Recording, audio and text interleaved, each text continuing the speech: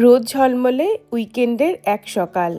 আর এইরকমই একটা সকালে আমরা কিন্তু বেরিয়ে পড়েছি ঘুরতে। কোথায় যাচ্ছি একটু পরে বলছি। তার আগে দেখো আমরা কিন্তু যাত্রা শুরু করে দিয়েছি বাস নিয়ে। বাড়ির সামনে থেকেই বাসটা নিয়েছি আর বাসে করে আমাদের গন্তব্যস্থল মিউনিক হাব। মানে ওই আর কি, মিউনিক সেন্ট্রাল স্টেশন। এখানে চলে এসেছি আর আজকে আমরা এখান থেকে নেব আইসি ট্রেন। ট্রেনের সময় সকাল 8:30। আমরা কিন্তু সময় মতো এসে পৌঁছে গেছি। আর আজকের দিনের জন্য আমাদের গন্তব্যস্থল জার্মানিরই একটা খুব সুন্দর শহর কার্লসরুহে। আগের থেকেই আমরা সিট বুক করে রেখেছি, তাই জায়গা নিয়ে খুব একটা টেনশন নেই। চটপট করে কিন্তু বসে পড়বো সিটে। আর এই যে আমরা কিন্তু বসেও পড়েছি আর কিছুক্ষণের মধ্যেই কিন্তু ট্রেন ছেড়ে দেবে। গন্তব্যস্থল কার্লসরুহে। আর সেখানে পৌঁছতে আমাদের সময় লাগবে মোটামুটি 3.5 ঘন্টা। আর সেখানে যাচ্ছি আমার এক বান্ধবীর বাড়িতে। আমি জানি ট্রেনে চাপতে অনেকেরই ভীষণ পছন্দ, আমারও তাই। আর তার মধ্যে যদি এই হাই স্পিড ট্রেনগুলো হয় তাহলে তো কোনো কথাই হবে না। উপরি পাওনা হিসেবে ট্রেনের জানলার ধারে সিট, আর সাথে করে নিজের পছন্দ মতো গান শুনতে শুনতে সে যত দূরই হোক না কেন, কখন যে সময় আর দূরত্ব পেরিয়ে যায় বোঝাই যায় না।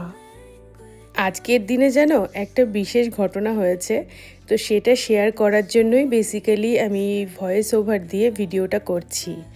তা বিষয় হলো, আমাদের যে ট্রেনটা ছিল ইনিশিয়ালি তার টাইম ছিল ওই 8:32 নাগাদ, কিন্তু গতকাল আমাদের ইনফর্ম করা হয় আমাদের ট্রেনটা 2 মিনিট আগেই ছেড়ে চলে যাবে। তো তার জন্য আমাদের তারা বিশেষ কিছু অপশান দিয়েছিল। আমরা চাইলে এই ট্রেনটার বদলে অন্য যে কোনো ট্রেন আজকের দিনের জন্য আমাদের ডেস্টিনেশনে পৌঁছানোর জন্য আমরা ব্যবহার করতে পারি। তার জন্য আমাদের কোনো এক্সট্রা পে বা কোনো কিছুই করতে হবে না। সত্যি ব্যাপারটা কি ইন্টারেস্টিং না? শুধুমাত্র 2 মিনিট, মাত্র 2 মিনিট ট্রেনটা আগে ছেড়ে যাওয়ার জন্য আমাদেরকে এত একটা বড় অপশান দিয়েছিল। আমরা প্রথমে ভাবলাম যে এত সকাল সকাল না বেরিয়ে তার একটু পরেই বেরোই, কিন্তু চিন্তা করলাম থাকা 2 মিনিট তো আর এমন কিছু না, আর আমাদের বিশেষ কিছু কাজও নেই যে 2 মিনিট লেট করে পৌঁছলে আমাদের অনেক কিছু ক্ষতি হয়ে যাবে। সেই জন্য আমরা এই ট্রেনটাই নিয়ে নিলাম। ইউরোপে আসার পর থেকে আমার না ফ্লাইট জার্নি খুব একটা আর ভালো লাগে না। আগের থেকেই আমরা দুজনেই রোড ট্রিপ ভীষণ পছন্দ করতাম, এখন তো আরও বেশি ভালো লাগে।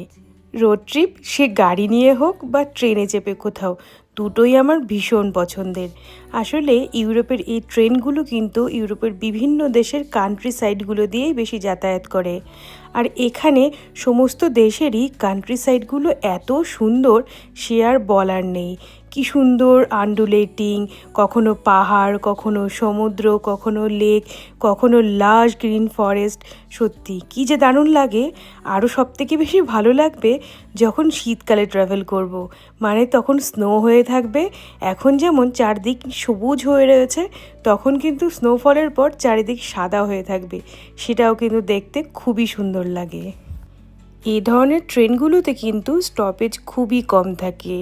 অনেক দূরের জার্নি হলেও মধ্যবর্তী যদি কোনো বড় স্টেশন থাকে তবেই কিন্তু দাঁড়ায়, তা নইলে কিন্তু দাঁড়ায় না।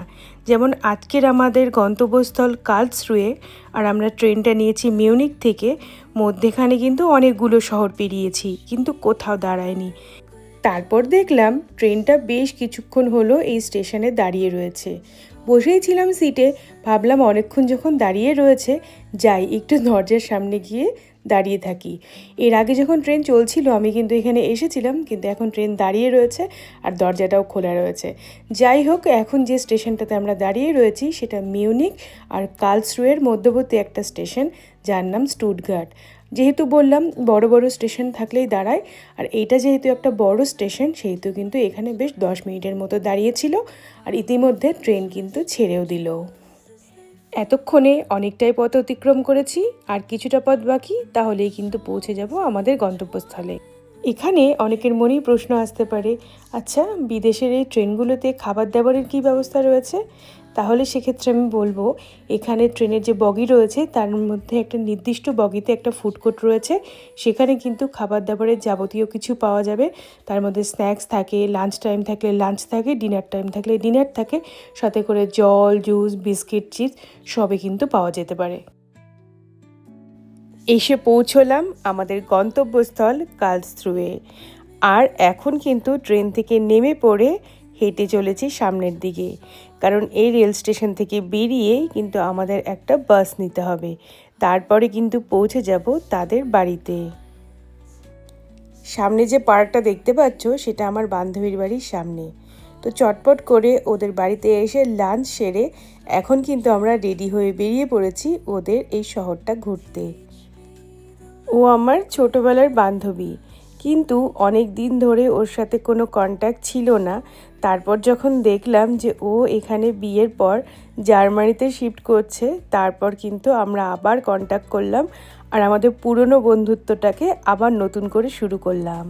সুস্মিতা বেশ কিছু মাস হলো এই জার্মানিতে শিফট করেছে। ও ওর হাজব্যান্ডের সাথে থাকে। আর প্রথমে যখন ও এখানে আসে, তারপর ওর সাথে যখন আবার বন্ধুত্বটা শুরু হয়, তখন সুস্মিতাই শুধু আমার বন্ধু ছিল। এখন তো ওর হাজব্যান্ডও আমার খুব ভালো বন্ধু হয়ে গেছে। এখন আমরা তিনজন, মানে আমি, সুস্মিতা আর ওর হাজব্যান্ড, আমরা তিনজন বন্ধু। আর আমাদের মধ্যে একজন সিনিয়র লোক রয়েছে, সে হচ্ছে আমার বর রৌনক, যে হচ্ছে আমাদের সবার দাদা রৌনক দা।